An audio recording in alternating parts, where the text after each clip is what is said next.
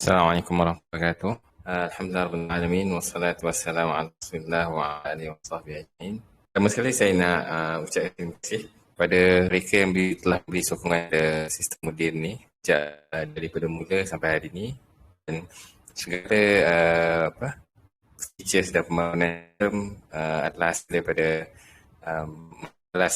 balas dan sokongan daripada setiap pengajar yang menggunakan moden lah. Jadi insyaAllah hari ini saya nak buat pemakluman beberapa features lah dalam modul yang saya baru tambah hasil daripada maklum balas daripada pengusaha, dan dibangunkan dengan harapan ia akan insyaAllah dapat membantu dalam pengurusan pusat pengajian. Jadi first saya nak share screen. Jadi pertama sekali yang saya nak tunjuk insyaAllah hari ini adalah di bahagian tapisan guru. Di bahagian guru ni, sebelum ni kan kalau kita ada guru kita boleh nyah aktifkan dia.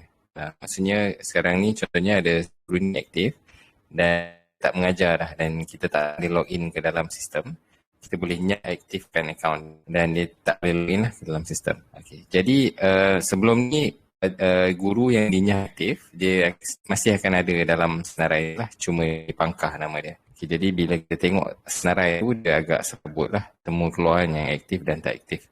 Jadi sekarang ni senarai ni dia akan paparkan semua aktif, dan kita boleh klik pada inaktif untuk melihat termasuk lah semua senarai pengajar termasuk yang tidak aktif. Jadi yang pangkah ni yang tidak aktif, dan kita boleh aktifkan semula lah pengajar tersebut. Tapi dalam masa yang sama kita masih boleh search lah di yang atas ni, search guru tersebut kalau kita tak jumpa lah dalam senarai ni. Okay, jadi ni insyaAllah diharapkan mudahkanlah, cepatkan kerja dan mudahkan tengok senarai ni lah, tahu guru mana yang masih ada, yang masih tak aktif, masih aktif, yang mana available dan sebagainya lah. Okay, jadi yang nombor 2 pula saya nak tunjukkan adalah paparan terkini lah untuk jadual guru. Di sini kita boleh klik kat teachers, kita klik kat menu timetable. Okay, di sini dia akan ada jadual. Okay, jadual kelas untuk semua guru lah. Jadi di dalam modul ni guru sendiri boleh edit lah kelas dia. Jadi contohnya dia mengajar hari Isnin ke pukul 9 ke 10, dia boleh set sendiri, bila login dia boleh set sendiri jadual dia. Jadi secara umum kita boleh tengok semua guru punya kelas dalam satu paparan ni lah. Jadi dia dipecahkan ikut hari dan juga dikategorikan kepada 3 waktu lah, pagi, tengah hari dan malam lah. Jadi kat sini kita boleh juga filter ikut course yang kita nak. Jadi contohnya kita nak tengok 2 course ni kan, kita filter, kita dapat tengok semua kelas untuk course tu saja. Dan kita boleh perincikan lagi, kalau kita klik nama guru, kita boleh tengok guru tu saja. Contohnya kat sini kita tengok guru ni saja, kita klik filter. Jadi semua kelas guru tersebut kita akan dapatkan lah dalam jadual ni. Jadi kalau kita nak reset, kita boleh klik je all teachers ni. Jadi kita akan nampak semua guru reset lah, kita dapat tengok semua guru sekarang ni.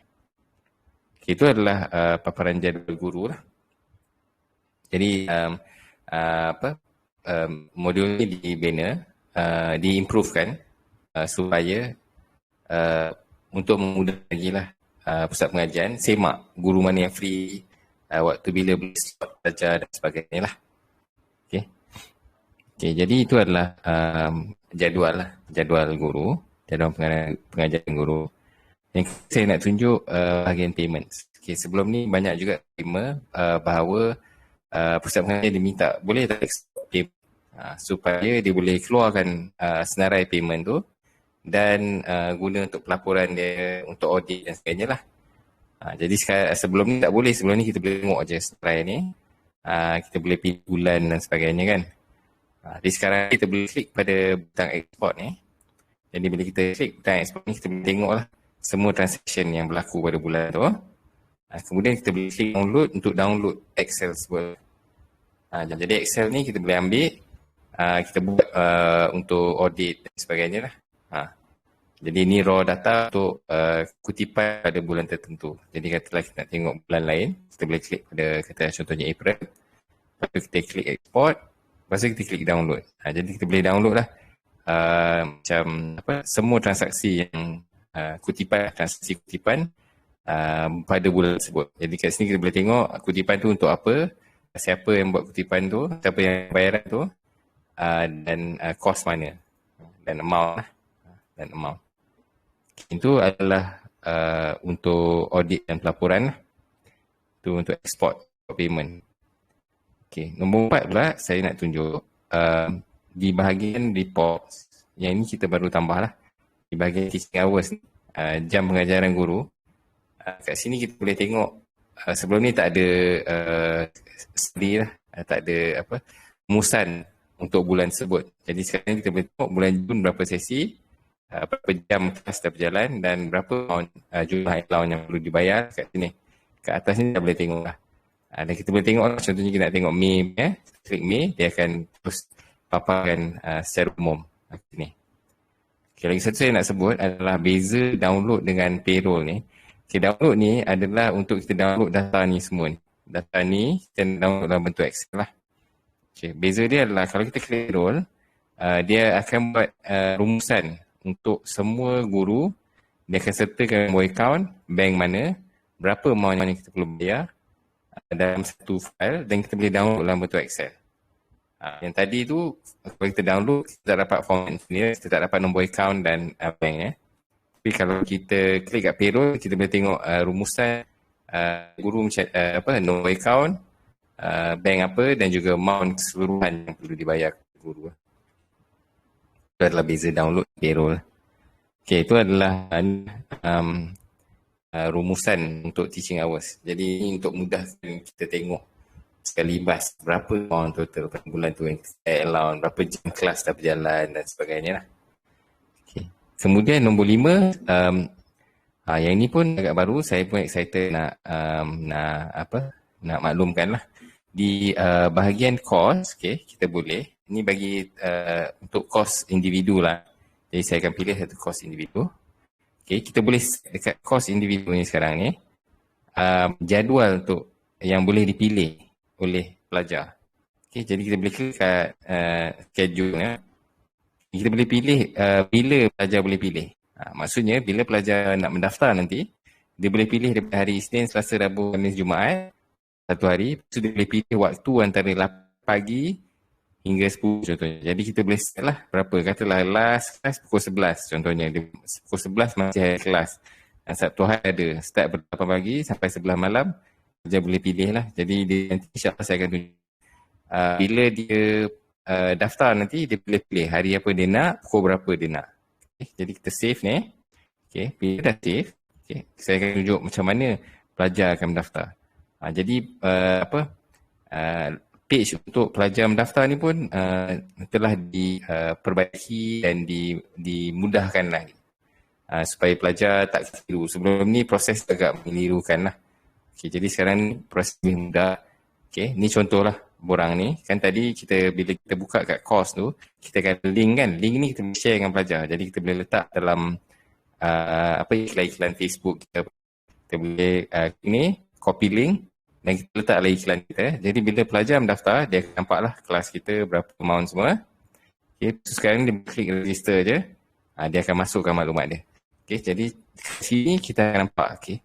Dia masuk nama, phone, email sama. Tapi sekarang dia pilih hari apa dia nak. Jadi katalah hari Rabu dia nak pukul 8 malam contoh. Okay. Kelas dia nak hari Rabu 8 malam. Kat sini sekarang dia masuk instruction. Contohnya dia perempuan sahaja ke, dia nak kelas di rumah ke dan sebagainya. Kalau ada apa-apa permintaan kat sini dia boleh masukkan. Kemudian kalau ada alamat sama macam itulah dia boleh masukkan alamat. Jadi contohnya kita masukkan apa-apalah kita masukkan, kita test. Okay. Kita test. Okay. Setelah kita pilih Rabu pukul 8. Dia masuklah contohnya dia minta guru perempuan. Okay. Guru perempuan sahaja. Okay. Contohlah. Okay. So bila dah isi tu, dia klik confirm. Okay. Jadi bila klik confirm, sekarang ni mudah akan hantar email. Okay, mudah hantar email. Terima kasih untuk pendaftaran tu. Jadi ini pun antara perkara yang ditambah sebab masalah pelajar dia tersilap mendaftar lebih daripada sekali. Sebab dia macam dia tak pasti dia dah daftar ke belum. Daftar ke belum. Jadi sekarang ni bila dia mendaftar, mudir akan hantar email, dan dalam email tu dia boleh klik ada satu link tu untuk dia tengok daftaran. Okay, jadi dia tengok login, dia buka email dia boleh klik dan dia akan nampak ni lah. Jadi sekarang ni sebelum ni dia terus pergi invoice kan. Tapi sekarang ni dia boleh tengok maklumat dia. Lepas tu kalau invoice masih belum bayar, maksudnya kelas ni dia kena bayar yuran, bukan kelas cuma, dia akan keluar hutang ni dan dia klik view invoice terus buat bayaran. Jadi dalam email pun dia akan dapat satu hutang. Hutang tu bila dia klik, dia akan buka page ni juga, dia akan nampak balik slip pendaftaran ni dan dia boleh klik view invoice dan buat bayaran jugalah. Jadi proses ni dah dimudahkan. Sebelum ni agak rumit lah. Saya tengok, saya review balik, saya tengok memang proses ni agak rumit dan banyak berlaku jugalah kekeliruan di kalangan customer pusat pengajian yang dia macam lost lah, dia tersilap buat dan dia terdaftar lebih daripada sekali dan sebagainya lah. Jadi tambah ni dimudahkan untuk mudahkan pelajar, Okay, dan kita juga boleh tengok, katalah pelajar dah mendaftar, dia dah mendaftar, isi borang, kita boleh klik kat mudir, kita boleh klik kat home ni, dashboard dia kan, kita klik dekat new student, jadi pelajar tu akan ada new student. Okay, kita cari balik test A, mana test tadi, untuk kita sahkan. Jadi pelajar ni tak akan masuk lagi dalam kelas, lagi kita sahkan. Jadi kita boleh klik kat test ni, kita boleh tengok terus, kalau customer dia apa-apa ke, dekat bahagian action tu, dia nak guru perempuan ke, dia nak apa ke, kita boleh tengok kat sini supaya kita boleh tahulah masa requirement atau permohonan dia lah. Okay, dan kat sini kita boleh approve, reject ataupun kata tadi buat bayaran manual, kita akan accept payment kat sini lah. Okay, jadi itulah 5 pembaharuan terkini lah. Ikutan penambahbaikan yang saya tunjuk tadi, penambahbaikan tu insyaAllah akan menyokong 2 lagi feature baru yang akan dibangunkan. Yang pertama adalah pengurusan pendaftaran guru baru. InsyaAllah lepas ni kita boleh buat macam job stage lah. Kita boleh buka, kita akan ada satu page kita sendiri. Contohnya kita buka job, kita buka, dalam tu kita boleh masukkan requirement, kata untuk memohon nilaikan sekian-sekian. Lepas tu siapa kita iklankan link tu, dan bakal guru akan apply kat situ. Jadi kat situ kita boleh tengok nanti senarai guru dan kita boleh tapis sendirilah guru tersebut, guru-guru yang mohon untuk menjadi guru lah. Dan yang kedua adalah pengurusan job, pendaftaran pelajar baru. InsyaAllah lepas ni akan ada, bila kita boleh enable, disable lah setiap job yang masuk.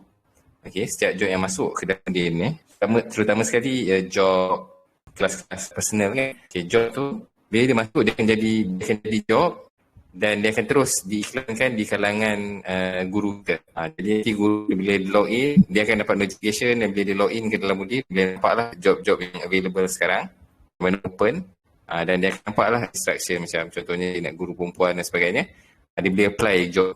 Bila dia apply, nanti kita sebagai pengusaha, kita boleh tengoklah untuk job yang contohnya ada orang minta home tutoring dekat alamat sekian-sekian pada hari sekian-sekian. Nanti guru yang apply, kita boleh tengok senarai guru yang apply.